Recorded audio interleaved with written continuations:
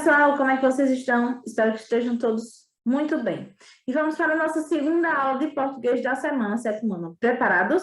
Hoje nós vamos falar um pouquinho sobre gramática, certo? Sobre termos essenciais, termos integrantes da oração. Vamos falar um pouquinho sobre os agentes da passiva, complemento verbal e nominal, certo? Sujeito, predicado. Vamos falar um pouquinho sobre cada coisa dessas, ok? Vamos lá? Preparados para o nosso slide? Me acompanhem, por favor, galerinha. Bom, vamos começando pelo nosso complemento verbal, certo? Bora, contribua, computador. Bom, gente, os complementos verbais, eles são classificados em objetos diretos e objetos indiretos, né? Os objetos diretos, eles é quando o verbo não exige preposição, certo? E objeto indireto, quando há necessidade de preposição. Vamos lá para um objeto direto. Vamos exemplificar o objeto direto, né? Eu li o texto inteiro. O texto em negrito, né? O texto inteiro é complemento do verbo li. Então, eu li, né? Aí vocês estão vendo que o complemento é o texto inteiro. O verbo é li, certo? Agora vamos para um exemplo de objeto indireto. Ela necessita de um bom fonoaudiólogo. A mesma coisa que na outra frase. O texto em negrito é o complemento do verbo necessita. Nesse caso, o verbo exige preposição. Se exige preposição, ele é transitivo indireto e o objeto também é objeto indireto, certo? Se o verbo ele é transitivo indireto, o objeto ele é objeto indireto também. E para completar o sentido do verbo, há o objeto indireto, certo, galerinha? Em se tratando agora de agente da passiva, vamos lá? Existe ainda outro complemento verbal que possui a função de designar o ser que pratica a ação sofrida ou recebida pelo sujeito. É o agente da passiva. Observe as duas orações a seguir. O cão mordeu o menino foi mordido pelo cão. Perceba que em um, o sujeito pratica a ação, é o cão. Em dois, o mesmo, peraí, viu, gente? O mesmo termo torna a ser quem pratica a ação sofrida pelo sujeito, o menino. Assim, podemos definir que o agente da passiva é o termo que, na voz passiva, indica o ser que pratica a ação sofrida pelo sujeito. Certo? Entenderam, gente? Ele é o ser que pratica a ação sofrida pelo sujeito. Esse termo ele é normalmente introduzido pela preposição por e, em algumas vezes, a preposição de, certo? Entenderam, galerinha? Espero que sim. Agora vamos para o complemento nominal, né? O complemento nominal completando o sentido do substantivo, do adjetivo e do advérbio. O complemento nominal é a informação que completa o sentido de um nome. E esse nome ele pode ser um substantivo, um adjetivo ou um advérbio contido na oração, certo? Vamos para o exemplo, né, de quando o complemento ele completa o sentido do substantivo, né? Nesses casos, os complementos se relacionam com os substantivos, consciência, leitura e saudade. Vamos ver quais são os exemplos. Você não tem consciência de nada. Você fez a leitura do manual. Percebam aí que eles estão complementando o nome está em negrito. Será que ela sente saudade de mim? Perceberam, gente? Os complementos nominais, eles complementam o nome eles estão em negrito. Complemento nominal do adjetivo. Nesses exemplos, os complementos se relacionam com os adjetivos fiel, consciente e tolerante. Meu cachorro é completamente fiel a mim, né? Ela é tolerante com a diversidade, não é com a diversidade não, viu, gente? É com a diversidade. Complemento nominal do advérbio. Agora vamos ver quem é que complementa o advérbio, né? Nesse caso, os complementos se subordinam, né? Oração subordinada, né? Aos advérbios longe, perto e contrariamente. Vamos ver? Fique longe dela. Não chegue perto das minhas coisas. O governante age contrariamente aos nossos interesses.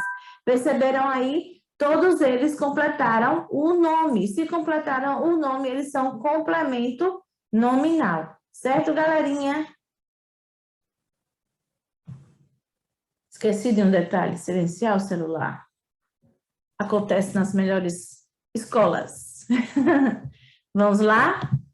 Agora, complemento nominal e complemento verbal. Vamos ver a diferença deles dois, certo? Os complementos nominais, eles vêm sempre seguidos de preposição, tal como o objeto indireto. Assim, é importante não confundir esses dois termos. Enquanto a função do complemento nominal é completar o sentido do nome, a função do objeto direto é completar o sentido de um verbo. Certo, gente? O objeto indireto está dando o exemplo de complemento verbal, certo? Vamos lá, por exemplo. As crianças têm medo do escuro. Do escuro, ele é complemento nominal do substantivo medo. Já dei o presente ao meu pai. Ao meu pai é complemento verbal, pois o objeto indireto do verbo, dar, né? Dei a meu pai, certo? O presente é objeto direto, certo, gente? Esteja atento ao telefone. Ao telefone é complemento nominal do adjetivo atento. Esteja atento ao telefone. O ao telefone é complemento nominal do adjetivo atento. Já falo com você. Com você é complemento verbal, pois é o objeto indireto do verbo falar. Já falo com quem? Com você. Certo, galerinha? Lembre-se sempre das perguntinhas, eu sempre falo delas aqui. Elas ajudam bastante, certo? Agora vamos aqui falar um pouquinho sobre o sujeito e sobre o predicado, né? Que são os termos essenciais da oração. Enquanto o sujeito é aquilo, é aquele ou aquilo de que ou de quem se fala, o predicado é a informação dada sobre o sujeito, né? O sujeito é de que ou de quem se fala e o predicado é a informação dada sobre o sujeito. Exemplo 1. Os estudantes organizam a homenagem. Quem organizou a homenagem? Os estudantes. Então, os estudantes, ele é o sujeito da oração. E o que foi feito? Organizaram a homenagem. Logo, esse daí, ele é o predicado da oração, certo? 2. O discurso foi modificado. O quê? Algo foi modificado. Essa informação dada a algo, logo, ele é predicado da oração. O que foi modificado? O discurso. E é do discurso que se fala, logo é o sujeito da oração. Entenderam, gente? Sujeito é de quem ou de quem se fala e predicado é, no caso, a informação dada sobre o sujeito. Me deu um branco aqui, depois eu voltei. Normal, né, gente? Agora vamos para o livro didático de vocês, Linguagem do Texto, página 195, certo? Depois vamos à reflexão sobre o uso da língua, certo? Depois vamos também para, vamos ver aqui, nossa atividade vai até a página 196, começando pelo Linguagem do Texto. Vamos lá. Em linguagem do texto, ele também está falando sobre verbo de elocução ou verbo de sempre. Daqui a pouquinho a gente vai falar sobre isso. Linguagem do texto. Releia o trecho a seguir. Perguntou aos pretendentes quais eram suas boas qualidades. Eu tenho tudo o que eu desejo ter, disse Riqueza. Eu tenho tudo o que os outros querem ter, falou Discórdia. Eu tenho tudo o que eu posso ter, confessou Paciência. Letra A. Transcreva a frase que está em discurso indireto, gente. E aí, qual é a frase que está em discurso indireto? O narrador falando pelo personagem. Explique como localizou no trecho. B. Reescreva a fala de Olumirá, passando o discurso indireto para o direto, né, gente? C. Como as falas em discurso direto são diferentes das do narrador. Você já conhecia essa forma? Explique como as falas do discurso direto são diferenciadas das do narrador. A do discurso direto, quem fala é o próprio personagem. Discurso indireto, quem fala é o narrador, certo? Deixa isso bem claro aqui, ok, galerinha? Então, tem como vocês diferenciarem as falas no texto, ok? E também fazer as alterações, é claro. 2. Leia as informações do quadro a seguir e responda as questões. Os verbos usados pelo narrador para expressar a maneira como o personagem fala são chamados de verbos de elocução ou verbos de sende. São alguns deles: dizer, falar, perguntar, pensar, gritar, confirmar, aconselhar, entre outros. A. Quais verbos de elocução estão presentes no texto apresentado na atividade 1?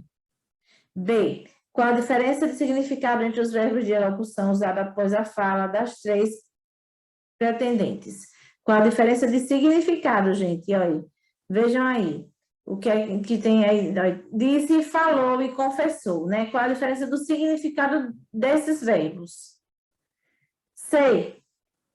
O que é a diferença entre os verbos de elocução pode revelar sobre as 3 pretendentes? Explique. Vejam aí os verbos, né, gente? Disse, falou e confessou. E vocês aí vão explicar o porquê também, certo? Agora vamos para a reflexão do uso da língua, termos essenciais integrantes da oração, termos essenciais da oração, sujeito e predicado. Leia o seguinte trecho da lenda: o adivinho escolhe sua esposa entre 3 pretendentes, observando as palavras destacadas. Orumilá vivia sozinho e queria se casar, pois precisava urgentemente de uma mulher que lhe fizesse companhia. Sujeito é de quem fala ou de que fala, e predicado é tudo que se fala do sujeito. Lembram desse detalhe? Então vamos lá. Letra A. Indique os tipos de sujeito e de predicado das orações. Orumilá vivia sozinho e precisava urgentemente de uma mulher. Letra B. Qual é a função das formas verbais destacadas nesse período? Vivia, precisava e fizesse. Qual é a função dessas 3 formas verbais, certo? C. A que classe gramatical pertence a palavra sozinho e qual a sua função na oração? Orumilá vivia sozinho. Orumilá vivia sozinho, né? A pergunta é essa. Vamos repetir a questão aqui. Letra C. A que classe gramatical pertence a palavra sozinho e qual é a sua função na oração? Orumilá vivia sozinho. Aí vejam aí qual é a função dela nessa oração, certo? Lembre-se do que nós vimos lá no slide e aqui agora no livro também.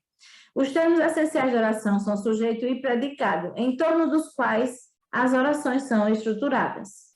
Termos integrantes da oração: complementos verbais, objeto direto e indireto, e complementos nominais e agente da passiva. Agora leia esse trecho da lenda africana. Quando eu estava para anunciar a decisão, fui procurando em sua casa por um mendigo. Dizia precisar de seus favores de adivinho. Ele recebeu o pobre homem e imediatamente reconheceu. Era nada mais, nada menos que um grande milionário que contou ter perdido todos os seus bens por causa da má sorte. Havia se tornado um homem desprezado e infeliz. Letra A.